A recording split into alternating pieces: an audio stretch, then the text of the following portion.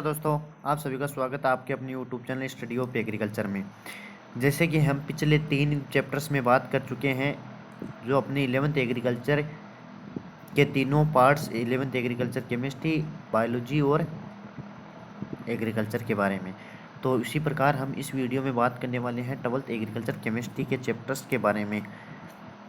तो आप ये वीडियो शुरू से लेकर अंत तक देखना, आपके लिए ये वीडियो बहुत इम्पोर्टेंट होने वाला है।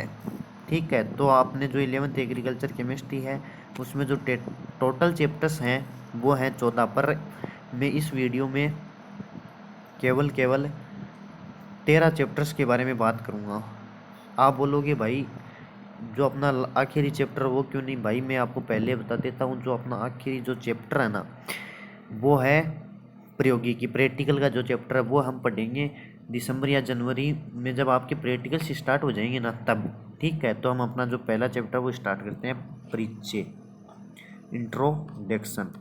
मतलब कि आपको सभी को पता है कि कोई भी चीज़ जो उसका इंट्रोडक्शन होना बहुत ज़रूरी है। जैसे कि मान लो मैं हूँ, मेरा नाम पता, मैं कौन हूँ, उनके बारे में। उसी प्रकार जो कृषि विज्ञान है कि मतलब एग्रीकल्चर केमिस्ट्री है, उसके बारे में हम इसमें सारा पहले चैप्टर में पढ़ेंगे। ठीक है, जो अपना अगला जो चैप्टर है वो है मृदा खनिज, चट्टानों का अक्षय एवं मृदा निर्माण।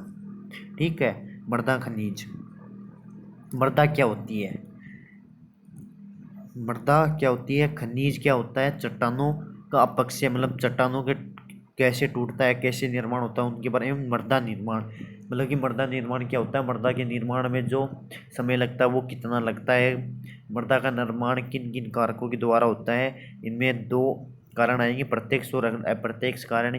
ठीक है, उनके बारे में हम इस चैप्टर में पढ़ेंगे। जो अपना अगला जो तीसरा चैप्टर है वो है मृदा कार्बनिक पदार्थ, सोइल ऑर्गेनिक मैटर के बारे में। मतलब कि जो सोइल ऑर्गेनिक मैटर है वो क्या होता है, मतलब पेड़ पौधों का जो अपशिष्ट पदार्थ होता है ना उसे ही हम मृदा कार्बनिक पदार्थ या सोइल ऑर्गेनिक मटेरियल कहते हैं। ठीक है, उसके बारे में हम अध्ययन करेंगे। जो अपना अगला जो चैप्टर है वो है मृदा कोलाइड। आपको पहले ही बता दूं, मृदा कोलाइड जो शब्द है ना वो थॉमस ग्राम ने दिया था। भाई ये क्वेश्चन याद कर लेना, यहीं से याद कर लेना। मैं आगे भी आपको इस सारे चैप्टर्स के बारे में पीडीएफ भी बताऊंगा, टेलीग्राम पे भी भेजूंगा। वहाँ पे ये क्वेश्चन है ना, मैं कहता हूँ जेट एग्ज़ाम हो या 12th के एग्ज़ाम हो भाई, लगभग में ये क्वेश्चन आता है। भाई 2022-23 में भी ये क्वेश्चन आया था कि मृदा कोलाइड शब्द किसने दिया था। ठीक है, तो ये क्वेश्चन याद रखना आप यहीं से। जो अपना अगला जो चैप्टर है वो है आयन विनिमय। आपको पता है आयन विनिमय मतलब विनिमय क्या होता है? आप पहले ये समझो विनिमय क्या होता है। मतलब पदार्थों का जो एक्सचेंज होता है, मतलब आदान प्रदान होता है, उसे विनिमय कहते हैं। तो उसी प्रकार जैसे आयन होते हैं, आयन क्या होते हैं, प्लस और मतलब ऋणात्मक और धनात्मक। ठीक है, तो ये याद रखना आप, ऋणात्मक और धनात्मक। ठीक है, धनात्मक मतलब आयनों, ऋणात्मक और धन आयनों के मध्य जो एक्सचेंज होता है ना, जो आदान प्रदान होता है, उसे आयन आयन विनिमय कहते हैं। ठीक है, जो अपना अगला जो चैप्टर है वो है मृदा अभिक्रिया। मृदा अभिक्रिया मतलब मृदा में जो होने वाली अभिक्रिया है ना, मतलब कि मृदा में जो नाइट्रोजन होती है वो कैसे पदार्थों को बराबर पौधों को कैसे प्राप्त होती है, N2 के रूप में होती है, N2O के रूप में होती है, एमाइड कैसे बनता है, उनके बारे में। ठीक है, जो अपना अगला जो चैप्टर है अम्लीय और लवणीय मृदाएं। अम्लीय मृदाएं का मतलब है जो मृदाएं जिन मृदाओं में हाइड्रोजन आयनों की सांद्रता ज़्यादा पाई जाती है उन्हें हम अम्लीय मृदाएं कहते हैं। ठीक है, और लवणीय मृदाएं जिनमें सोडियम आयन Na+ आयनों की अधिकता पाई जाती है उन्हें हम लवणीय मृदाएं कहते हैं। भाई ये याद रखना। जो अपना अगला जो चैप्टर है वो है पौधों के आवश्यक पोषक तत्व है। जो टोटल पोषक तत्व है ना भाई वो 17 है, ये बात याद रखना। 17 जैसे CHO हो गया, NPK हो गया, कैल्शियम मैग्नीशियम और फॉस्फोरस से फॉस्फोरस तो पहले आ गया, कैल्शियम मैग्नीशियम सल्फर हो गया।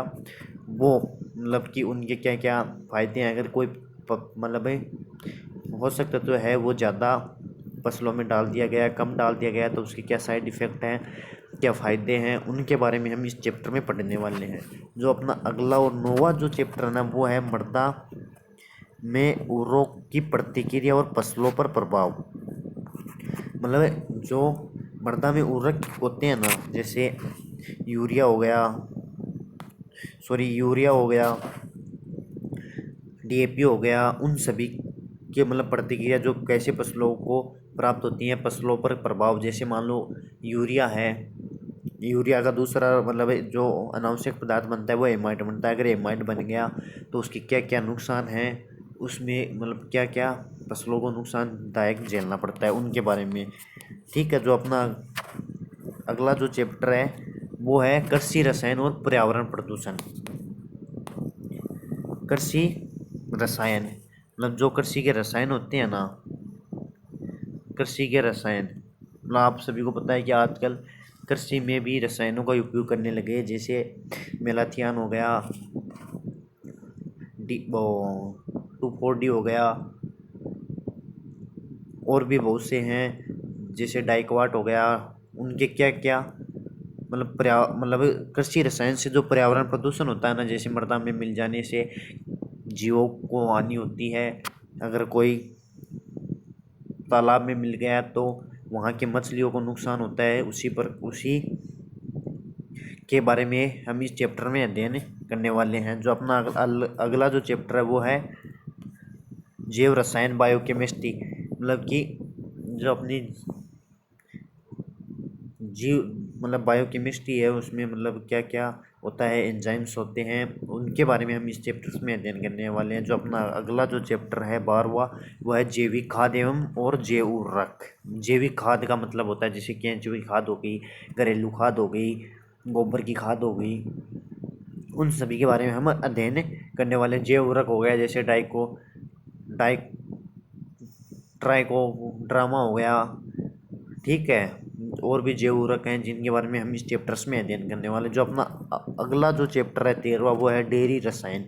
डेयरी रसायन का मतलब है कि जो पशुओं से है ना दूध, मतलब पशुओं से दूध कैसे निकालें, दूध में फैट कितनी होती है, खनिज लवण कितने होते हैं, वसा कितनी होती है, उन सभी के बारे में हम इस चैप्टर्स में अध्ययन करने वाले हैं। डेयरी रसायन मतलब कि बर्तनों को कैसे साफ करना चाहिए, बर्तनों को किन किन धावकों के द्वारा हम साफ करें जिससे कीटाणु नष्ट हो जाएं, उनके बारे में हम इस चैप्टर्स में अध्ययन करने वाले हैं। जो अपना लास्ट चैप्टर है वो 14। तो मैंने आपको पहले ही वीडियो की शुरुआत में कह दिया था कि भाई हम कृषि रसायन प्रौद्योगिकी यहाँ पे नहीं पढ़ेंगे, क्योंकि हम यहाँ पे इसका जो मतलब कोई सेंस नहीं है भाई। इसका जो प्रैक्टिकल होता है ना वही सेंस है। ये है प्रैक्टिकल के जो हमें दिसंबर या जनवरी में इसके लिए एक अलग वीडियो लेके आऊँगा कि आपको प्रैक्टिकल में क्या करना है क्या नहीं करना, उसके बारे में पढ़ेंगे। ठीक है।